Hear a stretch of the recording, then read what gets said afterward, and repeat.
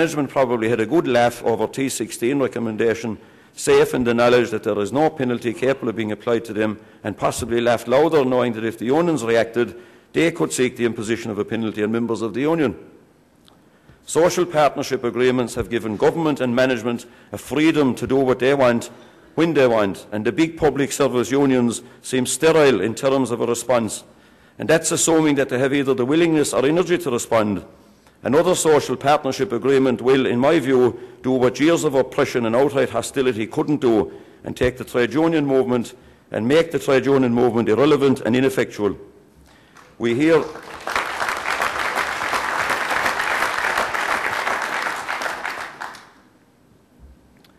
a lot about a patient-centred health system. Or for the pious aspiration again, the only determining factor in the health service for the provision of care is cost. The mighty euro budget before patient.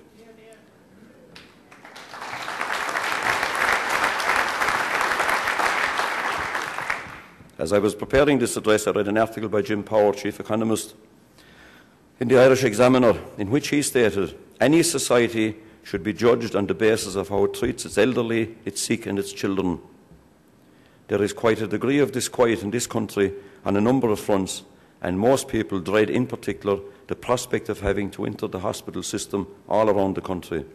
It is a matter of concern that after 15 years of amazing economic growth and wealth creation, there are still serious shortcomings in areas like health.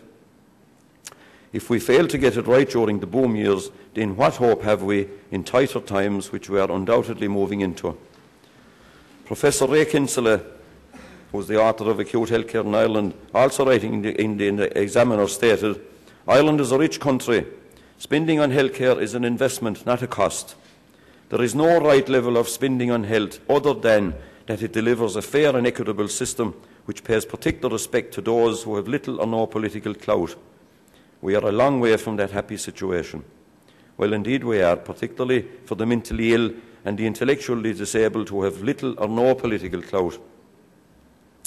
Minister, you are good at quoting figures and statistics, but you seem to have a particular ability to gloss over facts.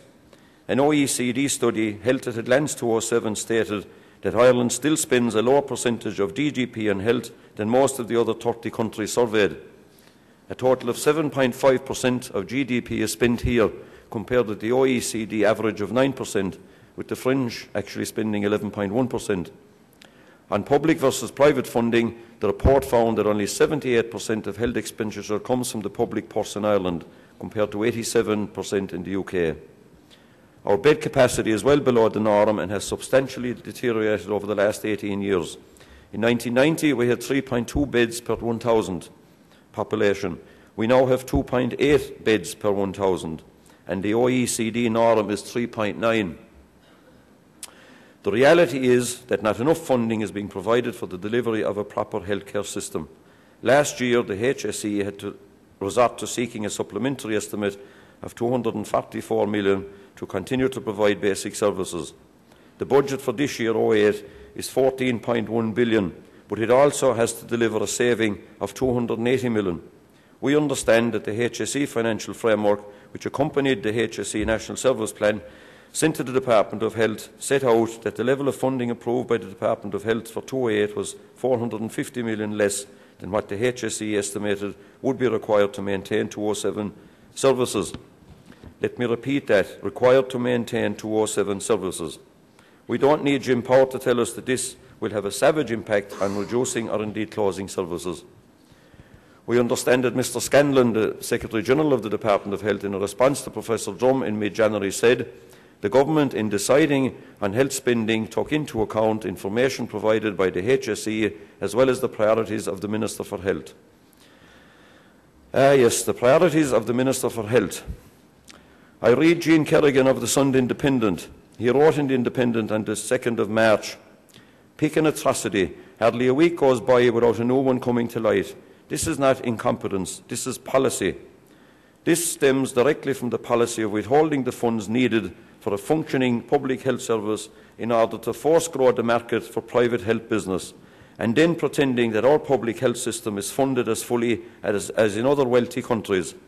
I do not always agree with Mr Kerrigan. However, having regard to the facts, of gross underfunding, perhaps he has hit the nail on the head. This is deliberate policy.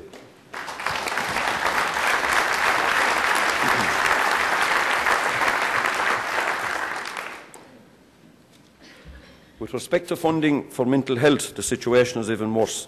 Des Kavanagh, General Secretary, wrote to you, Minister, seeking information on where the promised finance for mental health had gone.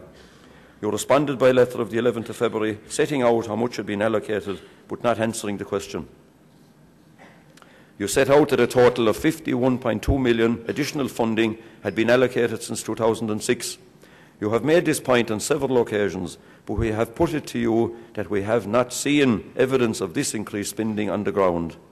We had to rely on Mr Dan Neville, TD, speaking on Morning Ireland on March the 26th, when he outlined that he couldn't get answers either and put in a Freedom of Information request. He stated that the information provided by the FAI request is that only 17 million of the 26.1 million allocated for 206 was spent, and 11 million of the 25 allocated for 207 was spent. It is the PNA view that most of the 17 million spent in 206 was spent on setting up the mental health tribunals and not on improving services for patients.